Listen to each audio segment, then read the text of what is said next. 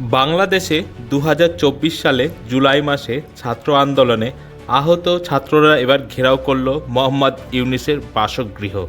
ছাত্র আন্দোলনের সময় অনেক ছাত্র মারা গিয়েছে এবং বহু ছাত্র আহত হয়েছে। হাসিনা ভারতে আসার পর ছাত্র আন্দোলনের নেতারা ক্ষমতায় এসেছে। ক্ষমতায় আসার পর তারা নিজেদের রূপ বদলেছে। ক্ষমতা ও অর্থ লোভে ভুলে গিয়েছে ছাত্র আন্দোলনে তাদের পাশে যারা ছিল তাদেরকে। আহত ছাত্ররা সুচিকিৎসা পায়নি, কারো চোখ হারিয়েছে, কেউ বা তার হাত পা হারিয়েছে।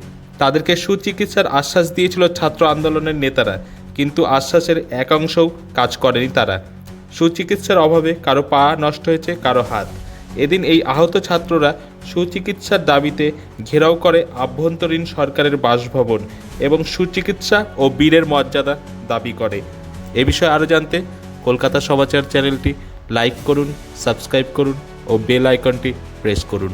ধন্যবাদ।